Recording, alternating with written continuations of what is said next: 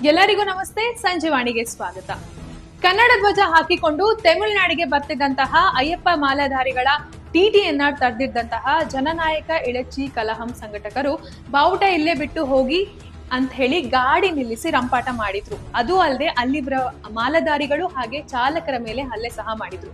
ಈ video social ಮೀಡಿಯಾದಲ್ಲಿ ಸಖತ್ ವೈರಲ್ ಆಗ್ತಿದ್ದಂತೆ ಕರ್ನಾಟಕದಲ್ಲಿ ಇದರ ವಿರುದ್ಧ ಪ್ರತಿಭಟನೆಗಳು, ಹೋರಾಟಗಳು ಜೋರಾಗಿ ನಡೆದಿತ್ತು. ಈ ಘಟನೆ ತಮಿಳುನಾಡಿನ ಮೆಟ್ಟೂರಿನಲ್ಲಿ ನಡೆದಿತ್ತು ಎನ್ನಲಾಗ್ತಿತ್ತು. ಆದ್ರೆ ಇದು ನಡೆದಿದ್ದು ಈ ರೋಡ್ ನಲ್ಲಿ.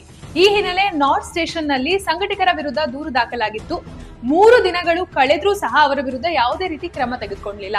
ಆದ್ರೆ ಕರ್ನಾಟಕದಲ್ಲಿ ಇವರ ವಿರುದ್ಧ ಪ್ರತಿಭಟನೆ ಜೋರಾಗಿ ನಡೀತಿತ್ತು. ರಾಜ್ಯಗಳ ನಡುವೆ ಕೋಮುಗಲಭೆ ಹೆಚ್ಚು ಮಾಡಿದ ಆರೋಪದ ಮೇಲೆ ನಿನ್ನೆ ತಡರಾತ್ರಿ ಜನನಾಯಕ ಇಳಚಿ ಕಲಹ ಸಂಘಟಕರಾದ ಸಿಲಂಬರಸನ್ 20 ವರ್ಷದ ಅಬ್ದುಲ್ ಮಾಲಿಕ್ ರನ್ನ ಸೆಕ್ಷನ್ 196 ಹಾಗೂ ಸೆಕ್ಷನ್ 353 ಅನ್ವಯ ಪೊಲೀಸರು ಬಂಧಿಸಿದ್ದಾರೆ. ಹಾಗೆ 14 ದಿನಗಳ ನ್ಯಾಯಾಂಗ ಬಂಧನವನ್ನು ಸಹ ಮಾಡಲಾಗಿದೆ.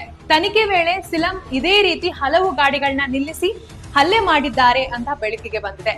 ಇದೇ ರೀತಿ ಮಾಡ್ತಿದ್ರೆ 2 ರಾಜ್ಯಗಳ ನಡುವೆ ಕೋಮುಗಲಭೆ ಹೆಚ್ಚಾಗಿ ರಾಜ್ಯಗಳ ಕಿತ್ತಾಟಕ್ಕೆ ಇನ್ನ ನಾಂದಿ ಆಗುತ್ತೆ ಅಂತ ತಿಳ್ಕೊಂಡ ಪೊಲೀಸರು ಈಗ ಆಲ್ರೆಡಿ ಇವರಿಬ್ಬರನ್ನ ಬಂಧಿಸಿದ್ದಾರೆ. ಮುಂದೆ ಯಾವ ರೀತಿ ಕ್ರಮ ತೆಗೆದುಕೊಳ್ತಾರೆ ಕಾದು ನೋಡ್ಬೇಕು.